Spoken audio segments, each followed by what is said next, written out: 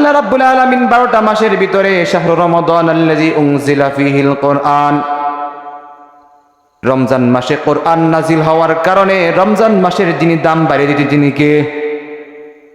এই রজনীর ভিতরে, এই মাসের ভিতরে আল্লাহ রাব্বুল আলামিন একটা রজনী রেখেছেন। সেই রজনীর নাম হলো লাইলাতুল কদর। সেই লাইলাতুল কদরের রজনীতে বান্দা যত গুনাহ করেছে সমস্ত গুনাহকে আল্লাহ রাব্বুল আলামিন ডিলিট করে দেয়। কথা বলেন ঠিক কিনা?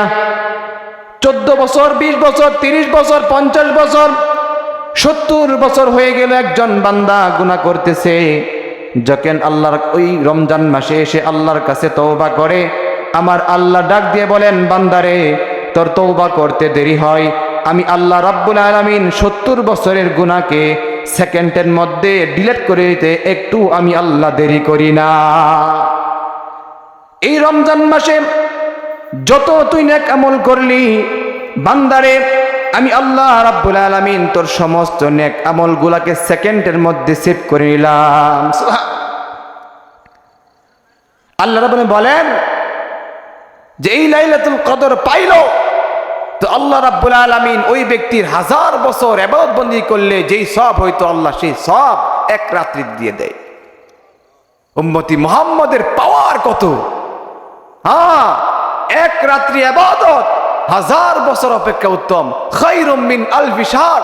এক রাত্র ইবাদত করলি তো বান্দা 1000 রাত্রে ইবাদত করার সমান সব আল্লাহ তোকে দিয়ে দিলাম। উম্মতি মুহাম্মদের কি দাম! আমার নবী গৌরব করবে, অন্যান্য নবীদের উম্মত দেখবে আর আমার নবীর উম্মত দেখবে, আমার নবীর উম্মত থাকবে সবচেয়ে বেশি, তিনি ফখর করবে। আর সেই উম্মতের আজকে এই অবস্থানে চলে গেছি, যেই নবীর কথা বললে আমাদের দিলের ভিতরে লাগে না, সেই নবী তো কিছু আলোচনার কথা এমন বলবো যেগুলো হয়তো আগে শুনেন নাই।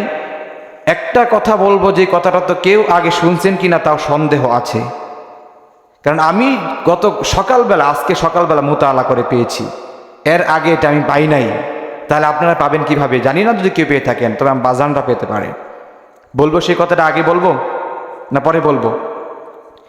যেই আয়াতটা কিছুক্ষণ পূর্বে তেলাওয়াত করেছি, সেই আয়াতের প্রেক্ষিতে আল্লাহ সুবহানাহু ওয়া তাআলা তাফসীরের কিতাবের ভিতরে উল্লেখ করেন, পৃথিবীতে সমস্ত আমল বন্ধ হয়ে যাবে কিন্তু একটা আমল বাকি থাকবে। সেই আমলটা বলতে পারেন কি? আল্লাহ সুবহানাহু ওয়া তাআলা কালামুল্লাহর ভিতরে বলেন, ইন কানাত ইল্লা সাইহাতান ওয়াহিদা। যখন একবার সিংহায় ফুঁক দেওয়া হবে তখন গোটা পৃথিবী ধ্বংস হয়ে যাবে। যখন গোটা পৃথিবী ধ্বংস হয়ে যাবে আল্লাহ সুবহানাহু ওয়া তাআলা একের পর এক সকলের মৃত্যু হয়ে যাবে। ফেরেশতাকুলের মৃত্যু হয়ে যাবে, আজরাইল, মিকাইল, ইসরাফিল সকলের মৃত্যু যখন হয়ে যাবে, এক পর্যায়ে মালাকুল মউতের মৃত্যু হয়ে যাবে। ঠিক কিনা ভাই? তখন আল্লাহ সুবহানাহু ওয়া তাআলা বাকি থাকবেন, আর পৃথিবীতে কেউ থাকবেন না। আচ্ছা তখন বলেন তো, ইবাদত বন্দেগী বলতে, জিকির বলতে কোনো কিছু পৃথিবীতে থাকবে তখন? কিন্তু আল্লাহ বলেন, ওয়া রাফা'না লাকা যিকরাক, ওয়া রাফা'না লাকা যিকরাক। ওগো নবী, আমি আপনার নামকে সুমহান করে তুলে রেখেছি। কাজেই আল্লাহ সুবহানাহু ওয়া তাআলা আয়াতের ভিতরে বলেন, ইয়া আইয়ুহাল ইন্নাল্লাযীনা আমানু, হে ঈমানদারগণ শুনো, ইয়া আইয়ুহাল্লাযীনা আমানু সাল্লু আলান নবী। আল্লাহ বলছেন যে হে ঈমানদারগণ, তোমরা আমার নবীর উপরে দুরূদ পড়ো, কারণ আমি আল্লাহ নবীর উপরে দুরূদ পড়ি, আমার ফেরেশতারা নবীর উপরে দুরূদ পড়ে, আর মুমিন বান্দা তোমরাও নবীর উপরে দুরূদ পড়ো। পৃথিবীতে যখন সমস্ত আমল এক সময় বন্ধ হয়ে যাবে, আমার আল্লাহ বলেন আমার সব কিছু বন্ধ হয়ে গেলেও তখন পৃথিবীতে যখন কেউ থাকবে না, তখন আমার নবীর স্মরণ আমি করেছিলাম, এখন আমি আমার নবীর স্মরণ করি। যখন কেউ থাকবে না তখনও আমার নবীর জিকির আমি আল্লাহ করি। চিল্লায় বলেন সুবহানাল্লাহ। এজন্য নবীর জিকির, নবীর স্মরণ করেছেন কে? আল্লাহ। আমাদের উপরে আল্লাহ সুবহানাহু ওয়া তাআলা দিয়েছেন। আমার বাজান বসে আছেন, আল আমরু লিল ওয়াজুব, আমরের অনেক অর্থ আসে। আল্লাহ বলেছেন ইয়া আইয়ুহাল্লাযীনা আমানু সাল্লু, তোমরা কি করো? নবীর উপরে দুরূদ পড়ার কথা আল্লাহ তাআলা বললেন। তো এজন্য নবীর প্রতি দুরূদের কথা আল্লাহ সুবহানাহু ওয়া তাআলা বললেন। এজন্য আমরা নবীর প্রতি দুরূদ পড়ব তো ইনশাআল্লাহ। ভাই হয়েছে আপনার মাইকের এটা? তাহলে আর ধরেন না, ঠিক আছে বাস। আল্লাহ তাআলা এই জন্য আমাদেরকে কালামুল্লাহর ভিতরে জানিয়ে দিলেন, ওয়ারাফা'না লাকা যিকরাক, নবী গো আমি আপনার জিকির আমি আল্লাহ করব, আপনার নামকে আমি উচ্চ করে দিব। পৃথিবীর সমস্ত মানুষ যদিও আপনাকে ভুলে যায়, পৃথিবীর সমস্ত মানুষ যদিও আপনাকে স্মরণ না করে, আমি আল্লাহ আপনার স্মরণে মোতাওয়াজ্জহ হয়ে যাব। সুবহানাল্লাহ।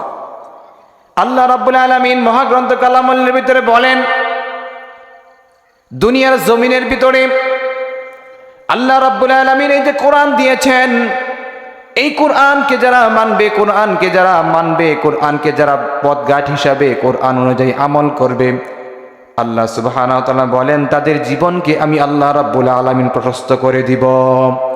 ওয়ামান আ'রাদা আন যিকরি ফাইন্না লাহু মাঈশাতান দানকা ওয়া নাহশুরুহু ইয়াওমাল কিয়ামাতি আ'মা।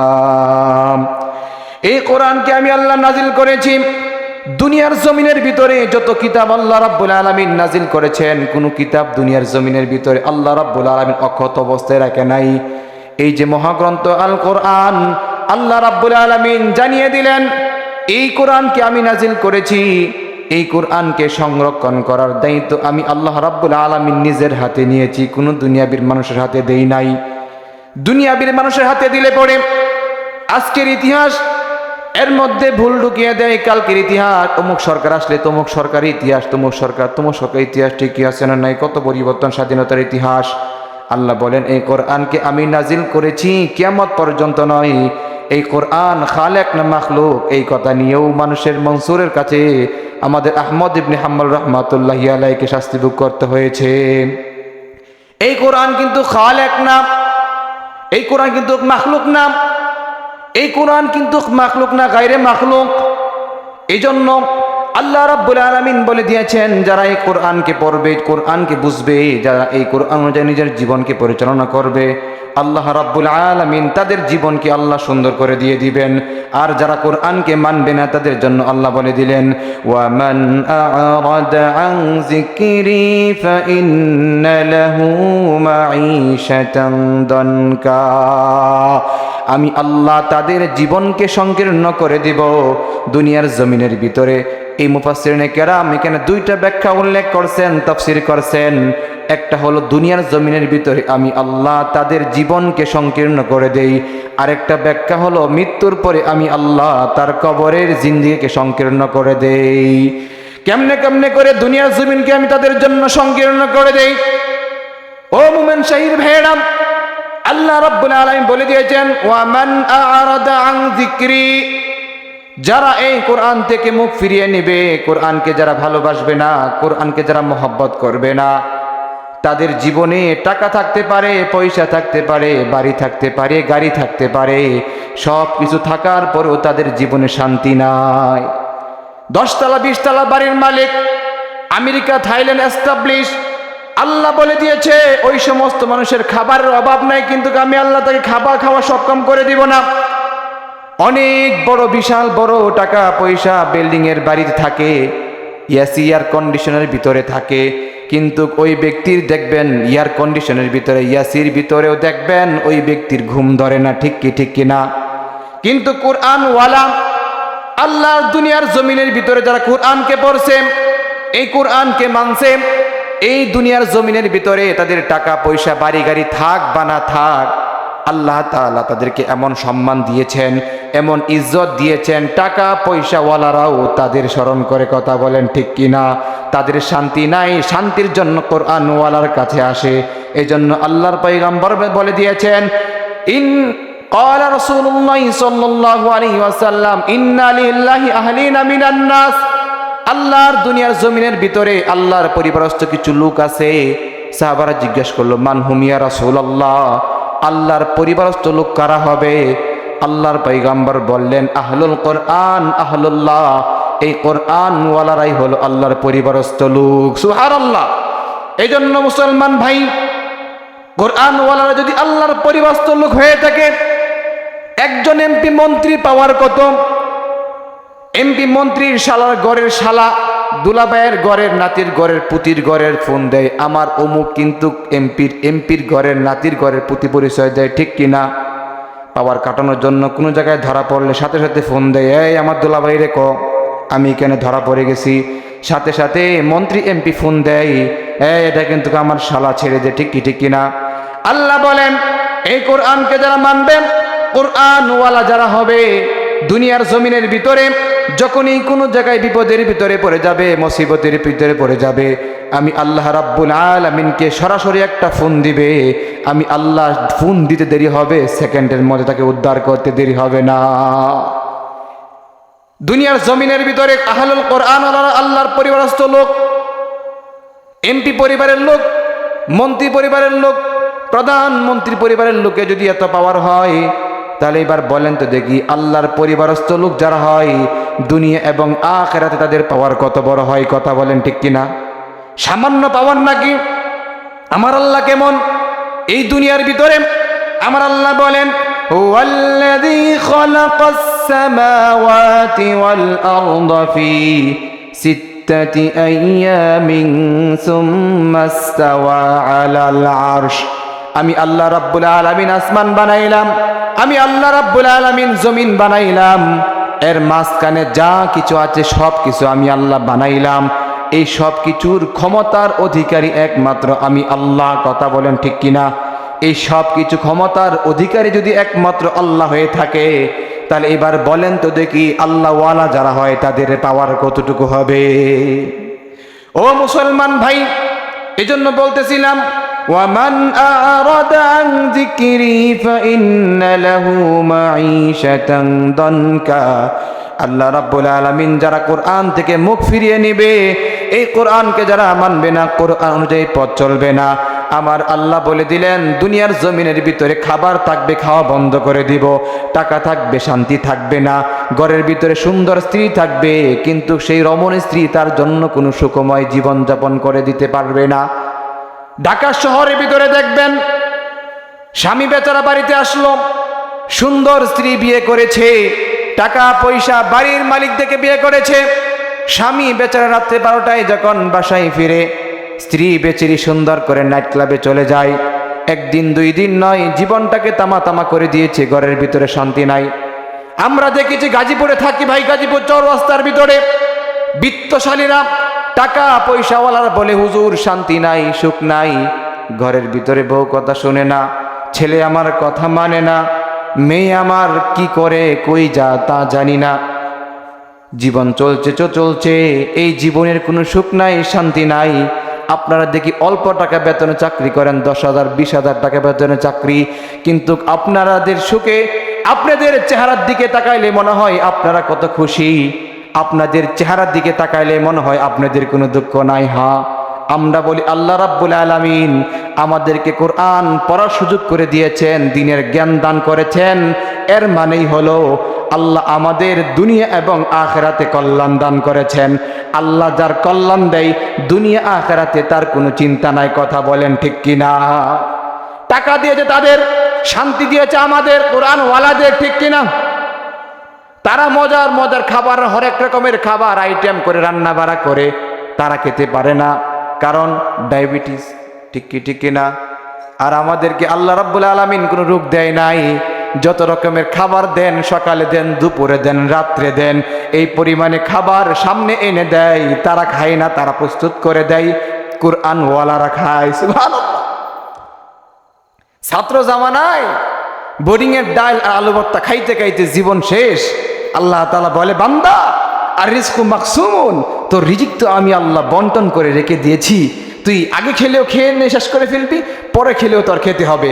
আগে না খেলে পরে জমা রাখলে আমি আল্লাহ সেই খাবারগুলা তোর জন্য দিয়ে দিলাম। সুবহানাল্লাহ। সেই 14 বছর 15 বছর 16 বছর পর্যন্ত লেখাপড়া করলাম, ডাল আর আলু ভর্তা খেয়ে আল্লাহ বলে, ওই যে তোর খাবারগুলা স্টকে জমা আছে, আজকে এখন তোকে খাওয়াইলাম। সুবহানাল্লাহ। আল্লাহ আমাদের ওই খাবারগুলা দিচ্ছে। এই জন্য মনে করেন না আল্লাহ তাআলা যখন যা দেওয়ার তাই দিবে। আর রিজকু মাকসুমুন, ওই যে গত কয়েকদিন আগে রিজিক বন্টন হয়ে গেছে, ঠিক কিনা? রিজিক বন্টন হয়ে গেছে।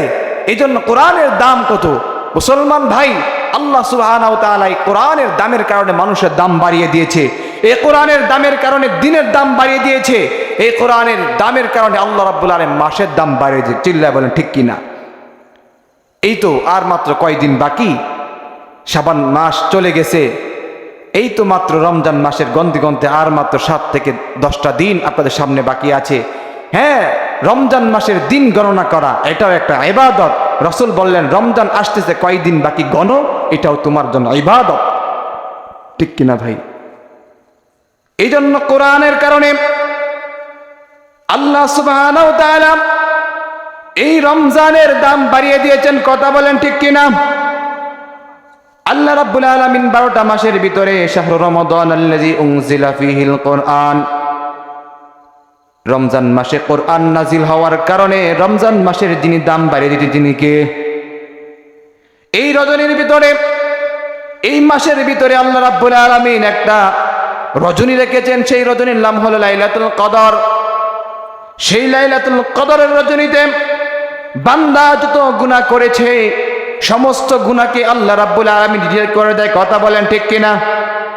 14 বছর, 20 বছর, 30 বছর, 50 বছর, 70 বছর হয়ে গেল একজন বান্দা গুনাহ করতেছে, যখন আল্লাহর ওই রমজান মাসে এসে আল্লাহর কাছে তওবা করে, আমার আল্লাহ ডাক দিয়ে বলেন বান্দারে তোর তওবা করতে দেরি হয়, আমি আল্লাহ রাব্বুল আলামিন 70 বছরের গুনাহকে সেকেন্ডের মধ্যে ডিলিট করে দিতে একটু আমি আল্লাহ দেরি করি না। এই রমজান মাসে যত তুই নেক আমল করলি বান্দারে, আমি আল্লাহ রাব্বুল আলামিন তোর সমস্ত নেক আমলগুলাকে সেকেন্ডের মধ্যে সেভ করে নিলাম। আল্লাহ রাব্বুল বলেন যে এই লাইলাতুল কদর পাইলো তো আল্লাহ রাব্বুল আলামিন ওই ব্যক্তির 1000 বছর ইবাদত বন্দেগী করলে যেই সওয়াব হইতো আল্লাহ সেই সওয়াব এক রাত্রি দিয়ে দেয়। উম্মতি মুহাম্মদের পাওয়ার কত! হ্যাঁ, এক রাত্রি ইবাদত 1000 বছর অপেক্ষা উত্তম।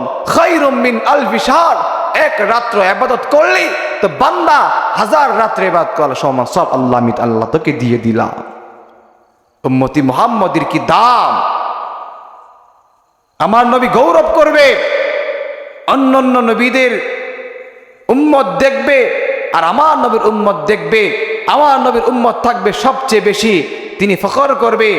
আর সেই উম্মতের আজকে এই অবস্থানে চলে গেছি, যেই নবীর কথা বললে আমাদের দিলের ভিতরে লাগে না, সেই নবীর পথে চলতে মন চাই না, সেই নবীর আদর্শ জীবন গড়তে মন চাই না। আজকে আমরা কোন পথে কোন আদর্শ নিজের জীবনকে চালাচ্ছি একবারও চিন্তা করে দেখি না। ঘরের ভিতরে নবীর সুন্নত নাই, চলাফেরার ভিতরে নবীর আদর্শ নাই, পরিবারের ভিতরে নবীর আদর্শ নাই। কোন আদর্শ নিয়ে আমাদের জীবনকে পরিচালনা করছি আমরা নিজেও জানি না। ঠিক কিনা ভাই? নবীর আদর্শ ছাড়া জীবন কোনোদিন সফল হবে না, সুন্দর হবে না। এই জন্য আল্লাহ সুবহানাহু ওয়া তাআলা আমাদেরকে স্পষ্ট করে জানিয়ে দিলেন, বান্দা দুনিয়ার জমিনের ভিতরে যাই কিছু করস না কেন মৃত্যু তোর জন্য অনিবার্জিত। ঠিক কিনা? বান্দা যখন দুনিয়ার জমিন থেকে চলে যাবে, আল্লাহ সুবহানাহু ওয়া তাআলা বলেন 4টা বন্ধু তার দুনিয়ার জমিনে ছিল। কয়টা বন্ধু ছিল ভাই? 4টা বন্ধু তার দুনিয়ার জমিনের মধ্যে ছিল।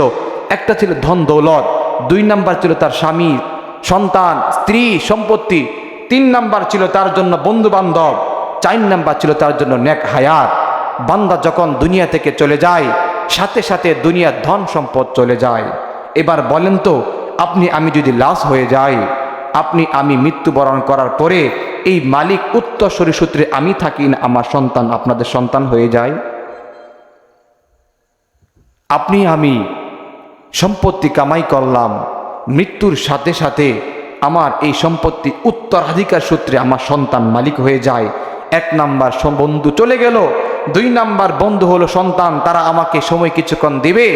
3 নাম্বার বন্ধু হলো আমার সেই বন্ধু বান্ধব, দুনিয়া চলার পেতে অনেক বন্ধুর সাথে সাক্ষাৎ হয়েছিল, সেই বন্ধুরাও আমাকে কবর পর্যন্ত রাখবে। কবরে রাখার পরে সবাই চলে আসবে। বলেন তো দোস্ত, আমার কবরের জিন্দিগিতে আমার 4টা বন্ধুর মধ্যে 3টা বন্ধুই চলে গিয়েছে, বাকি রইল কয়টা বন্ধু? একটা বন্ধু যখন বাকি রইল, ও দোস্ত, সেইটাই হলো নেক আমল। সেই নেক আমল যদি আমার না থাকে আমার কবরের জিন্দিগি কেমন হবে একবারও কি ভেবে দেখেছি? ইযা যুলজিলাতিল আরদু জিলজালাহা ওয়া আখরাজাতিল আরদু আথকালাহা ওয়া ক্বালাল ইনসানু মা লাহা ইয়াওমা ইযিন তুহাদ্দিসু আখবারাহা। এখানে আল্লাহ বলে দিয়েছেন, আল্লাহ নিজেই বলে দিয়েছেন, বান্দার জাররা থেকে জাররা, বিন্দু থেকে বিন্দু নেক আমল আমি আল্লাহ ওই বান্দাকে দিয়ে দিব, আবার বিন্দু থেকে বিন্দু ওই বদ আমল আমি আল্লাহ বান্দার জন্য হিসাবের কাঠগড়ায় দাঁড় করিয়ে দিব। ওই দিন যদি আমার হিসাবের কাঠগড়ায় যদি নেক আমল না থাকে, কবরে জিন্দেগি কেমন হবে একবারও চিন্তা করে দেখি নাই মেরে দোস্ত আর বুজুর্গ। এজন্য আসুন আমাদের জিন্দেগি সুন্দর করার জন্য, আমলকে সুন্দর করার জন্য আজকের এই মাহফিল থেকে কিছু আমল নিয়ে যাইতে পারবো তো ইনশাআল্লাহ। যুবকরা এখানে আছেন, এই যুবক তোমাদেরকে যদি প্রশ্ন করি, বলো তো জান্নাতের সর্দার কে হবে? হাসান এবং হোসাইন সাইয়্যিদা শাবাবি আহলিল জান্নাত, ঠিক কিনা? এই হাদিস সকলে শুনছি। আরেকটা হাদিস শুনবেন, আল্লাহ নবী মুহাম্মদ সাল্লাল্লাহু আলাইহি সাল্লাম সাহাবাদেরকে জিজ্ঞেস করলেন, বলো তো জান্নাতে বৃদ্ধদের সর্দার কে হবে? যুবকদের সর্দার সাইয়্যিদানা হাসান ও হুসাইন, বৃদ্ধদের সর্দার কে হবে আপনারা বলতে পারবেননি? বৃদ্ধ নাই, কিন্তু বৃদ্ধদের সর্দার হযরত মুহাম্মদ সাল্লাল্লাহু আলাইহি ওয়াসাল্লাম বললেন, আল্লাহু আকবার, আল্লাহু আকবার, হযরত আবু বকর সিদ্দিক এবং উমর রাদিয়াল্লাহু তাআলা আনহু হবে। এবার দেখেন বৃদ্ধদের সর্দার হযরত আবু বকর উমর হয়ে গেলেন। এই কথা বলার পরে সাহাবারা জিজ্ঞেস করতেছে, ইয়া রাসূলুল্লাহ, তাই নাকি? হ্যাঁ। তো রাসূলের মনটা খারাপ করে বসে আছে। সাহাবারা জিজ্ঞেস করল, ইয়া রাসূলুল্লাহ, আপনার মনটা খারাপ কেন গো ইয়া রাসূল? সাহাবারা বলল, রাসূল বলতেছেন, এত কিছু তোমরা করলা আনেওয়ালা উম্মতের জন্য, কিন্তু কিছু লোক তোমাদেরকে এই দুনিয়ার জমিনে তোমাদের পরে তারা তোমাদেরকে গালি দিবে, তোমাদেরকে বকা দিবে, তোমাদেরকে তারা খারাপ বলবে, এই জন্য আমার মনটা খারাপ। ইত্য বসাই আরেকজন সাহাবী বলতেছে, ইয়া রাসূলুল্লাহ, কেউ কি আমাদেরকে ভালো বলবে না? রাসূল তখন মুস্কি হাসি দিয়ে বললেন, হ্যাঁ, তাদের মধ্যে কেউ অবশ্যই তোমাদেরকে ভালো বলবে, তাদের মধ্যে অনেকেই তোমাদেরকে ভালো বলবে। আসহাবিকান নুজুম মান ইকতাদাইতুম ইহতাদাইতুম। সাহাবারা হলো আকাশের নক্ষত্ররাজির মতো, যারা তাদেরকে অনুসরণ করবে তারাই পথ পেয়ে যাবে। যারা বলে সাহাবারা সত্যের মাপকাঠি না, তারা নিঃসন্দেহে পথভ্রষ্ট কথা বলেন, ঠিক কিনা? খায়রুল কুরুনি করনি সুম্মাল্লাযিনা ইয়ালুনাহুম সুম্মাল্লাযিনা ইয়ালুনাহুম। রাসূল বললেন, আমার যুগ শ্রেষ্ঠ যুগ, সাহাবাদের যুগ শ্রেষ্ঠ যুগ, তাবেঈনদের যুগ শ্রেষ্ঠ যুগ, এরপরে আর কোনো শ্রেষ্ঠ যুগ নাই। মুহতারাম হাজিরিন, এজন্য সাহাবারা খুশি হয়ে গেলেন। এবার বললেন, আল্লাহর পয়গম্বর বললেন, সাহাবারা তোমরা যেহেতু খুশি হয়ে গিয়েছো, খুশির সংবাদ শুনে মানুষ খুশি হলে কিছু হাদিয়া দেয়। যে সমস্ত দুনিয়ার জমিনে তোমাদের পরে উম্মতরা তোমাদের পেয়ে খুশি হবে, তোমাদেরকে ভালোবাসবে, তাদের জন্য তোমরা কে কি দিবা? সিদ্দিকে আকবর রাদিয়াল্লাহু তাআলা আনহু দাঁড়িয়ে গেলেন। সিদ্দিকে আকবর রাদিয়াল্লাহু তাআলা আনহু তখন তিনি দাঁড়িয়ে বললেন, ইয়া রাসূলুল্লাহ, আমার জীবনের 16 আনা ইবাদতের ভিতরে 4 আনা আমি আনেওয়ালা উম্মতের জন্য দান করে দিলাম। উমরকে ডাক দিয়ে বলো, উমর তুমি কি দিবা? উমর ডাক দিয়ে বলেন, ইয়া রাসূলুল্লাহ, ইয়া হাবিবাল্লাহ, সিদ্দিকে আকবরকে কখনো আমি ইবাদত করে ওভারটেক করতে পারি নাই। সিদ্দিকে আকবর যা দিয়েছে মিসলুহু, আমিও তা সমপরিমাণ 4 আনা দিয়ে দিলাম। আল্লাহু আকবার। আল্লাহর পয়গম্বর বললেন, তাহলে এখানে লিখো। আল্লাহর পয়গম্বর কাগজ দিলেন, লিখলেন, সিগনেচার করলেন। শুধু সিগনেচার করলেন তা না, ফিঙ্গার প্রিন্ট নিলেন। এবার ফেরেশতার কাছে জমা দিলেন। আল্লাহ তাআলা সেই ফেরেশতার কাগজটাকে আল্লাহ রাব্বুল আলামিন কবুল করলেন। ফেরেশতার কাগজ রেখে দিলেন। জিবরাইল এসে বললেন, আল্লাহ কবুল করেছে, আল্লাহ সাক্ষী, আমরা ফেরেশতারাও সাক্ষী। আল্লাহ রাব্বুল আলামিন তাদের আমলকে আনেওয়ালা উম্মতের জন্য কবুল করে নিয়েছেন। জিজ্ঞেস করলো, আমার কাগজ কোথায়? বললো, আল্লাহ রেখে দিয়েছে। সুবহানাল্লাহ। বলুন হুজুর এই কথাগুলো বললেন কোথায় পাইলেন? আনওয়ারু সাহাবী কিতাবটা খুলে দেখবেন, সেখানে এই সুন্দর করে এখানে ব্যাখ্যা দেওয়া আছে। ও মুসলমান ভাই, আল্লাহ রাব্বুল আলামিন আল্লাহর দুনিয়ার জমিনের ভিতরে এই যে এত সুন্দর করে আমাদেরকে দিলেন, কোরআন দিলেন আমল করার জন্য, ঈমান দিলেন ঈমানকে নিরক্ষা রাখার জন্য, আমাদের তাওহীদের প্রতি বিশ্বাস, রিসালাতের প্রতি বিশ্বাস, আখিরাতের প্রতি বিশ্বাস যদি পূর্ণ না থাকে তাহলে কিন্তু খবরদার খবর আছে, দুনিয়ার জমিনের ভিতরে মুসলমান যত আছে মুসলমানদের ভিতরে মুনাফিকের তার চেয়ে সংখ্যা কম না, ঠিক কিনা? আল্লাহ নবী মুহাম্মদ সাল্লাল্লাহু আলাইহি ওয়াসাল্লাম, ও মুসলমান ভাই, আল্লাহর পয়গম্বর মুহাম্মদ সাল্লাল্লাহু আলাইহি ওয়াসাল্লাম যুদ্ধ থেকে প্রত্যাবর্তন করে মদিনার দিকে ফিরতেছেন। এমত অবস্থার ভিতরে বাজে কত 7:15 আল্লাহর পয়গম্বর জনাবে মুহাম্মদ সাল্লাল্লাহু আলাইহি ওয়াসাল্লাম যুদ্ধ শেষ করে মদিনার দিকে ফিরতেছেন।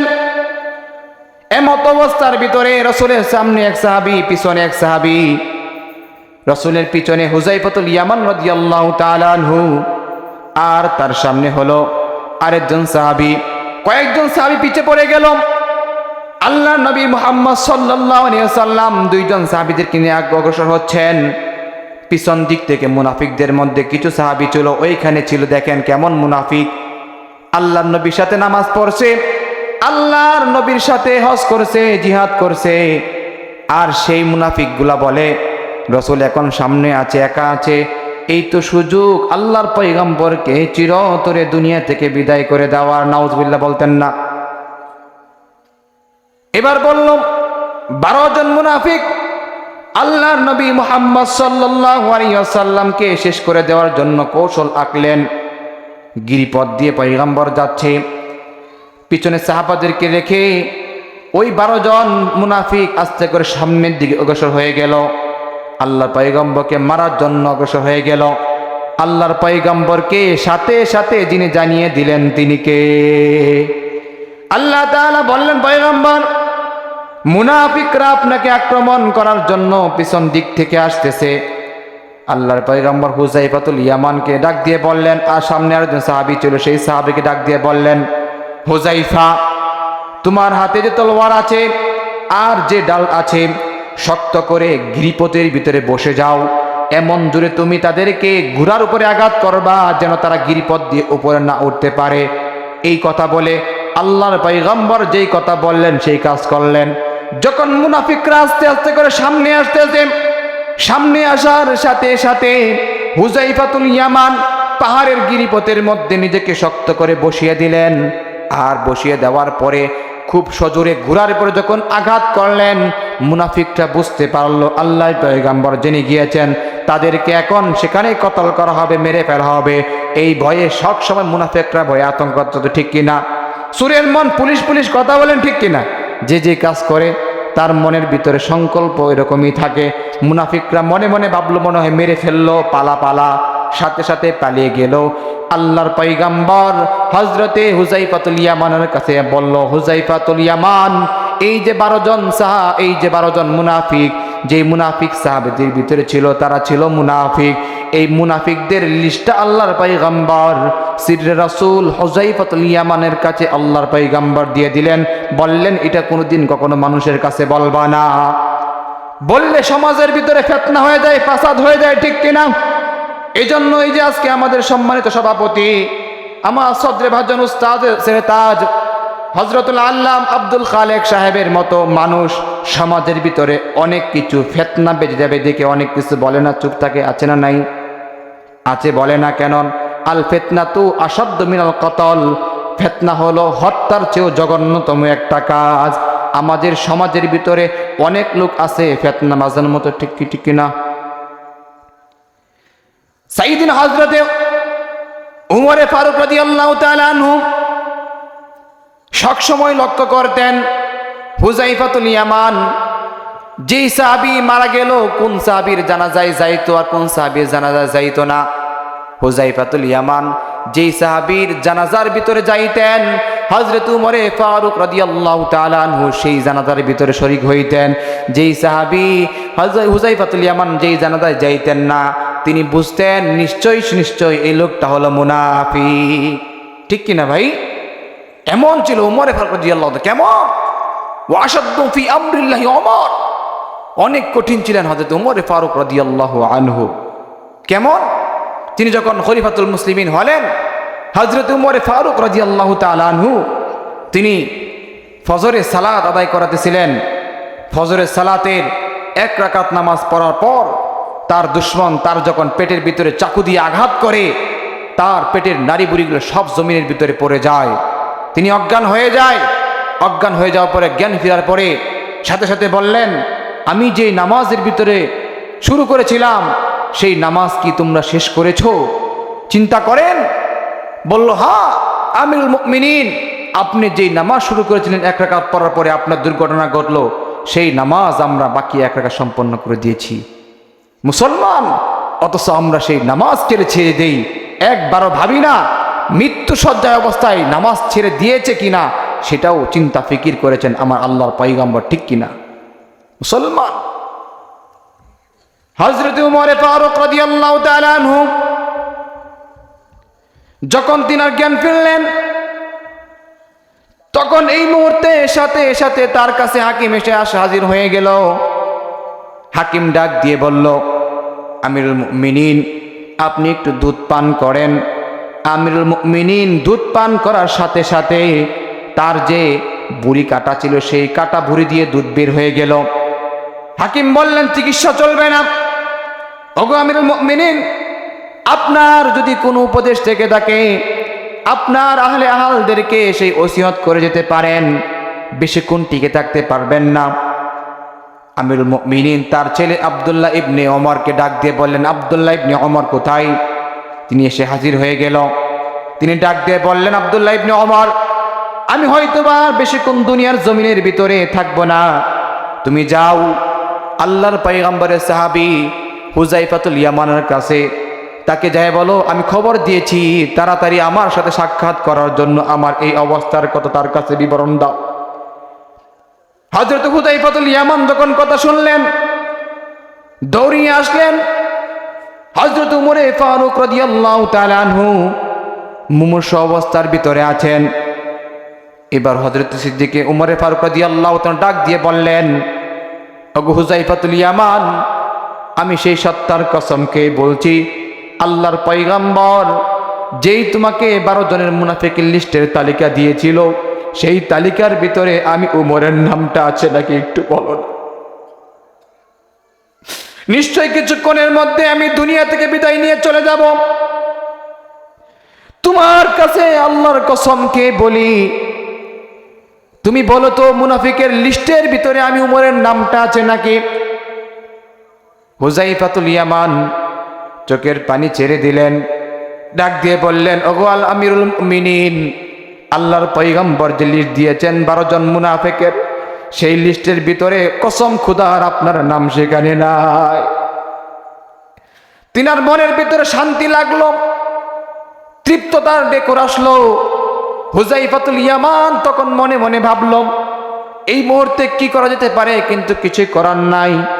আব্দুল্লাহ ইবনে ওমরকে আবার ডাক দিল, আব্দুল্লাহ ইবনে ওমর, তুমি যাও আমিরুল মুমিনিন রাসূল আকরাম সাল্লাল্লাহু আলাইহি ওয়াসাল্লাম উম্মুল মুমিনিন হযরতে আয়েশা রাদিয়াল্লাহু তাআলার কাছে যাও, যায় বলো আপনার সন্তান আপনার কাছে একটা আরজ করছে, আপনি যদি অনুমতি দেন তাহলে সেই আরজটা পেশ করতে। মৃত্যুর অবস্থার কথা বলে, আমার অবস্থার কথা বলে তুমি বলবা আপনার সন্তান আপনাকে বলেছে, আপনার কাছে একটা আরজ রেখেছে, আপনি যদি বলেন তাহলে সেই আরজটা পূরণ করবে। জিজ্ঞেস করলো, সেই অনুমতি আছে? কেন আমিরুল মুমিনিন, আপনার সন্তান বলল, সেই কথার ব্যাখ্যা আজকে বলবো না। ও মুসলমান ভাই, উমর রাদিয়াল্লাহু তাআলা আনহু এই অবস্থার মুহূর্তে আব্দুল্লাহ ইবনে ওমর আয়েশা রাদিয়াল্লাহু তাআলার কাছে যখন এই কথা বলল, তখন তিনি বললেন, কি বলেছে সেই কথা আমাকে শোনাও।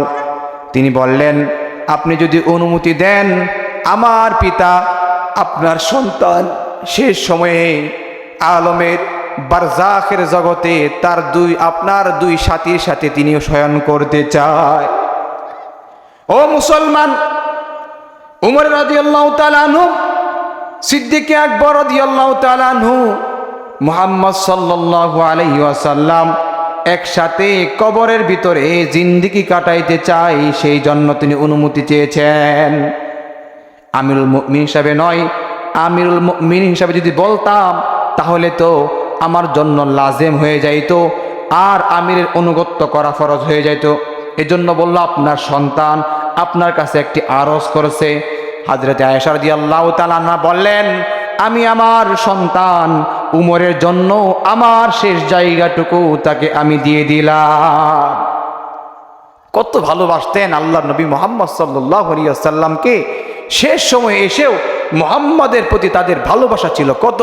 ও দোস্ত বুজুর্গ, এমন ভালোবাসা সাহাবাদের ছিল, কিন্তু আমার ভালোবাসা আপনার ভালোবাসা রসুলের প্রতি কতটুকু, বিন্দু মাত্র আছে কিনা হিসাব করে দেখেন। নবীর প্রতি প্রেম আর ভালোবাসা নিয়ে যদি মরতে পারি তবেই আমার জীবন সফল, তবেই আমার জীবন সার্থক। নবীর প্রতি প্রেম আর ভালোবাসা নিয়ে যদি না মরতে পারি তাহলে কবরের জিন্দেগিও আমার জন্য সুখময় হবে না, শান্তিময় হবে না।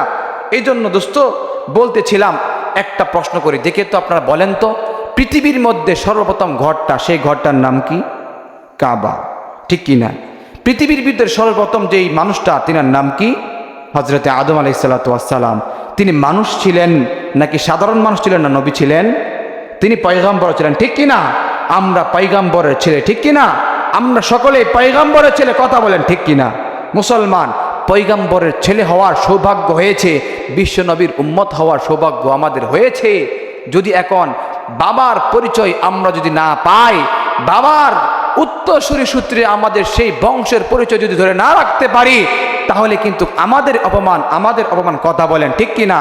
এই জন্য আল্লাহ সুবহানাহু ওয়া তাআলা আমাদেরকে জানিয়ে দিলেন আমরা কিন্তু নবীর সন্তান। এজন্য আল্লাহ সুবহানাহু ওয়া তাআলা আমাদেরকে বললেন, নবীর কথা আমাদের মাথায় রাখতে হবে, আমরা নবীর সন্তান। সামনে এই যে আর 5 থেকে 7 দিন পরে মাসটা আসতেছে, সেই মাসের নাম কি ভাই? রমজান মাস, রোজার মাস, ঠিক কিনা? এই রোজার মাসকে আমাদের জন্য আল্লাহ সুবহানাহু ওয়া তাআলা 12 মাসে যত গুনাহ করেছি, এই 12 মাসের গুনাহকে মাফ করার জন্য সুবর্ণ একটা অফার দিয়েছেন। অফার অ্যাকসেপ্ট করলাম তো আল্লাহ সুবহানাহু ওয়া তাআলা আমাদের গুনাহগুলোকে মাফ করে দেয়। আল্লাহ বলেন হাদিসে কুদসিতে, আস-সাইমু লি ওয়া আনা আজজা বিহা ওয়া উজজা বিহা, 2টা বর্ণনায় আসছে, রোজা আমার জন্য, এই রোজার প্রতিদান আমি আল্লাহ নিজের হাতেই বান্দাকে দিয়ে থাকি। সুবহানাল্লাহ। বান্দা একটা নেক আমল করবি তো আমি আল্লাহ তোকে 70টা নেক আমলে সব দান করে দিব। আমি আল্লাহ।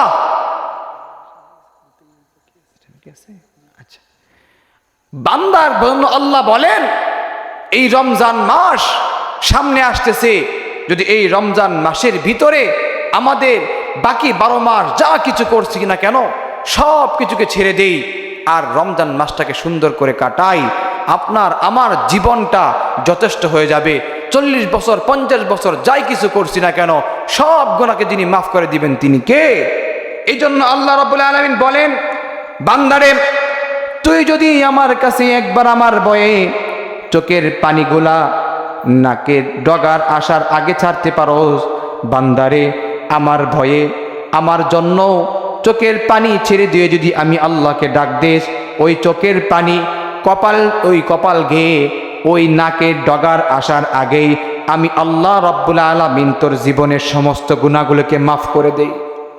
2টা চোখে 2টা ফোঁটা পানি আল্লাহর কাছে অনেক দাম। একটা হলো আল্লাহর ভয়ে 2 চোখের অশ্রু, আরেকটা হলো জিহাদের ময়দানে শহীদের রক্তের 2 ফোঁটা, আল্লাহর কাছে অনেক দাম।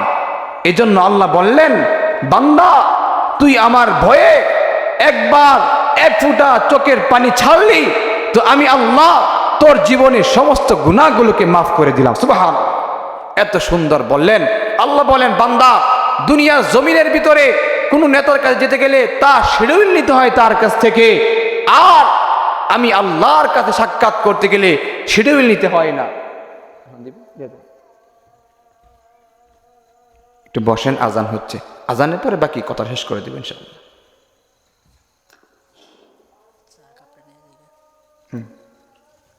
যেখানেই থাকি না কেন বাবার প্রতি ভালোবাসা দেখাবো, মায়ের প্রতি মহাব্বত দেখাবো। আল্লাহর পয়গাম্বর বলেন, বান্দা তোর জান্নাত তো তোর মায়ের পায়ের নিচে। আহমদ ইবনে হাম্বল রহমাতুল্লাহি আলাই, ইমাম শাফি রহমাতুল্লাহি আলাই, আই হাই, তিনি তেনার মায়ের সেবা করতে করতে নিজের মায়ের পা পর্যন্ত চেটে দিয়েছেন জিহ্বা দিয়ে। মা বলল, বাবা এটা কি করলি? বলে, আমি আমার মার পা চাটা দেই নাই, আমি আমার জান্নাতে চাটা দিয়েছি। সুবহানাল্লাহ। এজন্য রমজান মাস আসতেছে, মায়ের জন্য সর্বোচ্চ ভালোবাসা দিয়ে উত্তম খাবারটা মায়ের জন্য কিনে দিবেন। বাবাকে, যেই বাবা নিজে না খেয়ে নিজে না পড়ে, হে যুবক, তোমার জন্য ভালো একটা কাপড়ের ব্যবস্থা করেছে, নিজে ভালো এক জোড়া জুতা পরে নাই, বাবা তোমার জন্য ভালো জুতা নিজে কিনে দিয়েছে, ভালো একটা নতুন পোশাক পরে নাই, তোমার জন্য নতুন পোশাক কিনে দিয়েছে, বাবা পুরানটা পরেছে, কিন্তু কোনোদিন অভাব তোমাকে বুঝতে দেয় নাই, কষ্ট করতে দেয় নাই। রমজান মাস যেহেতু আসতেছে, মা বোনেরা যে যেখান থেকে শুনছেন, মার জন্য আপনাদের সর্বোচ্চ হাদিয়াটুকু মার জন্য পৌঁছে দিবেন। বাবার জন্য বাজার করে আগেই পাঠিয়ে দিবেন, উত্তম খাবারটা বাবার জন্য পৌঁছাইবেন। বলবেন, মা তোমার সেবা যত্ন তো আমি 12টা মাস করতে পারি নাই। আনাস আল বুখারী হুজুর বলে গিয়েছে, রমজান মাস এসে গিয়েছে, তোমার জন্য একটু ফল ফ্রুট কিনে তোমার জন্য নিয়ে আসলাম, তুমি এটা খাবা। বাবাকে বলবেন, বাবা জীবনে অনেক সময় আমাদের জন্য কষ্ট করেছো, বাজার থেকে খাবার কিনে নিয়ে এসেছো, আর যখন ঘুমিয়ে গিয়েছি পায়ের মধ্যে তুমি চুমু খেয়েছো, ঘুম থেকে তুলে খাবার খাওয়াইছো, বাবা তোমার জন্য আজকে আমি এই খাবারটা পছন্দ করে নিয়ে এসেছি, এই ফলটা নিয়ে এসেছি, তুমি এই ফলটা খাবা। বাবার মুখে তুলে দিবেন, মার সেবা যত্ন করবেন। এই একটা মাস, এই রমজান মাস মাকে ভালোবাসবেন, বাবাকে ভালোবাসবেন, তো দেখবেন এই মাসের ভিতরে আপনার রিজিকের ভিতরে বরকত হয়ে যাবে। মনে রাখবেন, বাবাকে টাকা দিলে টাকা কোনোদিন কমবে না। আপনার মাল তো বাবার মাল, আপনার মাল তো সব মাল আপনার বাবার, আপনার কোনো কিছু না। আল্লাহর পয়গম্বরের কাছে একজন সাহাবী আসলো, এসে বলল, ইয়া রাসূলুল্লাহ, আমার বাবা আমার সব মাল, অনেক মাল নষ্ট করে দেয়, খায় দায়, তিনি নষ্ট করতেছে, এত খাবার খাই, এত অপ্রয়োজনে তিনি খরচ করতেছে আমার মাল, আমার বাবাকে একটু বলে দেন। আল্লাহর পয়গম্বর সাহাবীকে দিয়ে খবর পাঠালেন, যাও অমুকের বাবাকে একটু খবর পাঠাও। অমুকের বাবা বলতেছে যে, মুহাম্মদ এই সময়ে তো আমাকে ডাকার কথা না, মুহাম্মদ কেন আমাকে ডাকলো এই সময়ে? আমার মুহাম্মদের পাশে কে আছে? বলল যে, মুহাম্মদের পাশে তোমার সন্তানকে দেখলাম, আর কেউ তো নাই। তখন তিনি আবেগে আফলুতে কয়েকটা কবিতা আবৃত্তি করলেন, দিলের ভিতরে ধাক্কা লাগলো, কষ্ট লাগলো। আর এই কথাগুলো মুহাম্মদের কাছে আল্লাহ তাআলা জানিয়ে দিলেন, মুহাম্মদ এই ব্যক্তির দিলের ভিতরে যে কবিতা আবৃত্তি হয়েছে, সেই কবিতাটাকে তুমি শুনে নিও। আসার পরে বলল, হুজুর, ইয়া রাসূলুল্লাহ, কেন আপনি আমাকে তলব করলেন? বললেন, তোমার সন্তান এখানে এসেছে, তার আগে বলো তোমার দিলের ভিতরে যে কবিতাগুলা, যে আবেগ আপ্লুত কথাগুলা ভেসেছিল, সেগুলো আমাকে একটু শোনাও। তখন আল্লাহর পয়গম্বরকে সেই ব্যক্তি শোনাচ্ছে, দেখো নিজে না খেয়ে তোমাকে কত খাওয়াইলাম, নিজে না পড়ে তোমাকে পড়াইলাম, নিজে কষ্ট করেছি, নিজে সব কিছু ত্যাগ করেছি, আরেকটা সঙ্গী পেলাম। যখন সঙ্গী পেলাম তখন দুজনে মিলে ভাবলাম, তুমি যখন দুনিয়াতে আসবা, যখন 3 জন হবে, তখন আমাদের সব ভালোবাসা তাকে উজাড় করে দিয়ে দিব। যখন তুমি দুনিয়াতে আসলা, আমাদের দুজনের ভালোবাসা সব তোমাকে দিয়ে দিলাম। আজকে সেই সন্তান আমার শিকায়াত নবীর কাছে এসে করলো। নবী এই কষ্ট শুনে বলল, আল মাল লি আবিকা, হে যুবক শুনো, তোমার মাল, তোমার সম্পত্তি, এই সবগুলো তোমার বাবার। এজন্য সন্তানের কোনো সম্পত্তি নিজের না, এই সব সম্পত্তির মালিক হলো বাবা। এজন্য এই রমজান মাসে নিজের মাকে খরচ দেন, মোহব্বত করেন, আদর করে খাওয়ান, বাবাকে ভালোবাসেন, বাবার সেবা করেন। আল্লাহ রাব্বুল আলামিন আপনার চাকরি হয় না, চাকরি হয়ে যাবে। আপনার রিজিকের ভিতরে অভাব দূর করে দিবে। আপনার মনে শান্তি নাই, শান্তি পূরণ করে দিবে। লেখাপড়ায় ভালো কিছু করেন না, করে দিবে। আল্লাহ সুবহানাহু ওয়া তাআলা এই মা এবং বাবার ভালোবাসার কারণে আপনার রিজিকের দুয়ার খুলে দিবে। আল্লাহ